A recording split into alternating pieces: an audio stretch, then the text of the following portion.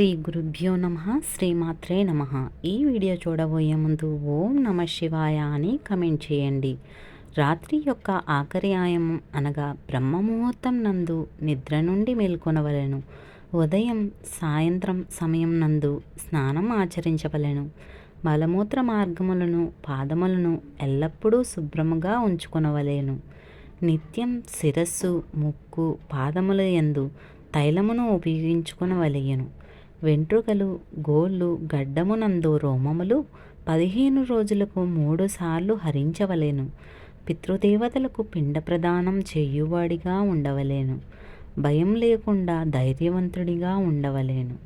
భయము కలుగటచే రోగములు ఉద్భవించును. గొడుగు తలపాగా కర్ర సహాయంగా ఉంచుకొనుము. కొండలు సంచారం లేని ప్రదేశమునందు ఒంటరిగా ఇవి లేకుండా సంచరించరాదు. శ్రమ చేయుటకు ముందు శరీరముకు విశ్రాంతి ఇవ్వము.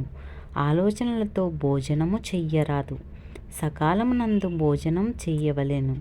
రాత్రి కానీ పగలు కానీ భోజనం చేయకుండా ఉండటం వలన ఆయుక్షీణం.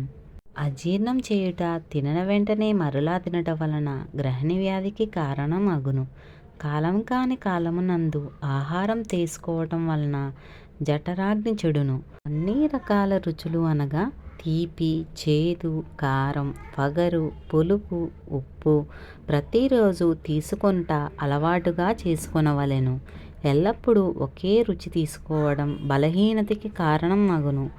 ఆహారం అతిగా తీసుకోవటం వలన ఆయామం శరీరం నందు సంచరించును. అనేక రోగాలు శరీరం నందు ఉద్భవించును. విరుద్ధ ఆహార పదార్థాలు స్వీకరించరాదు. పాలు నెయ్యి తృప్తిగా తినుట వలన ముసలితనం తొందరగా దరిచేరనివ్వదు. మజ్జిగ భోజనం చేసిన తరువాత ప్రతిరోజు తీసుకోవటం వలన అగ్నిని వృద్ధి చెయ్యను.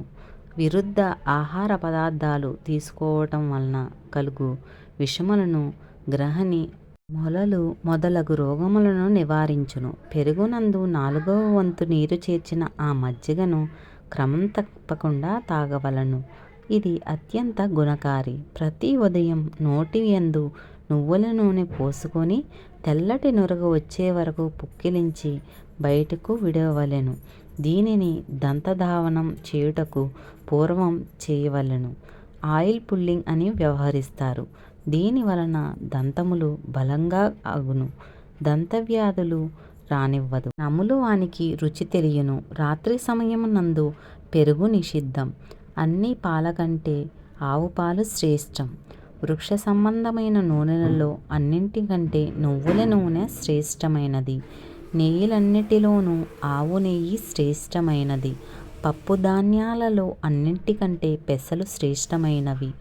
ఆకుకూరలలో పాలకూర శ్రేష్టం. దుంపజాతులలో అల్లం శ్రేష్టం. ఫలములలో ద్రాక్ష శ్రేష్టం. ఉప్పులలో సైంధవ లవణం శ్రేష్టం. చెరుకు నుండి తయారగు బెల్లం శ్రేష్టం. మినుములు అతిగా వాడరాదు. వర్షాకాలం నందు నదుల యందు ఉండు వర్షపు నీరు ప్రకృతి హితం కాదు. చవిటి ఉప్పు మంచిది కాదు. గొర్రెపాలు గొర్రె నెయ్యి వాడకం మంచిది కాదు. పండ్లల్లో నిమ్మపండు అతిగా వాడరాదు. దుంపల యందు బంగాళదుంప అతిగా వాడరాదు. మలమూత్ర వేగములను ఆపరాదు. ఆహారం అరగనప్పుడు ఉప్పు నీటిలో వేసి తాగిన ఆహారమని ద్రవరూపంలో మార్చి అరిగించును. హృదయానికి మేలు చేయడంలో ఆమ్లరసం శ్రేష్టమైనది.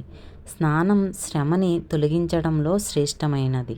విరిగిన పెరుగు మలమూత్ర మార్గములను అడ్డగించును. గేదెపాలు నిద్రని కలిగించటంలో శ్రేష్టమైనది. ఉసిరికాయ పచ్చడి ప్రతి 15 రోజులకు ఒకసారి తీసుకోవటం వలన వయస్సు నిలుపును.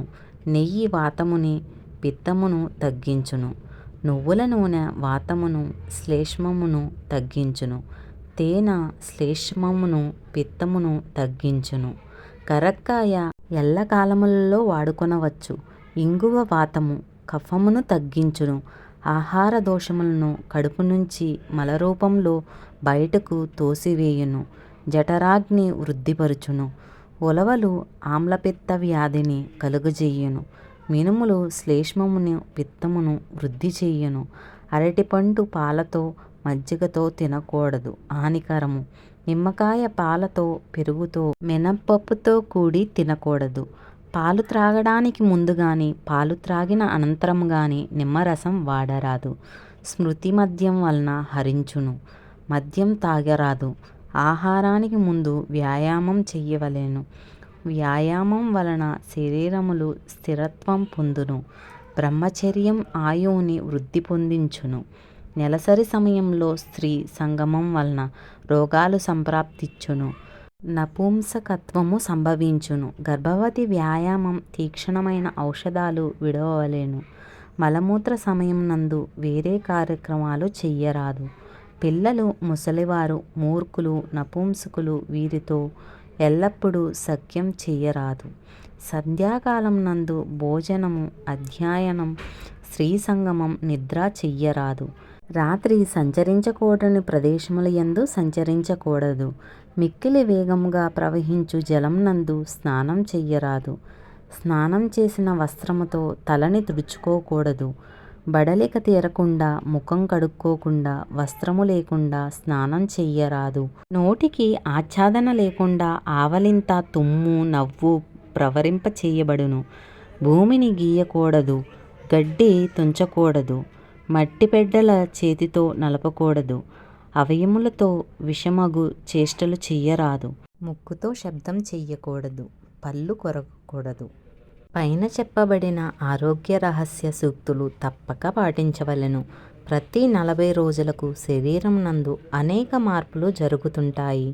ఈరోజు మీరు తీసుకున్న ఆహారం యొక్క రసప్రభావం 40 రోజుల వరకు మీ శరీరంపై ఉంటుంది.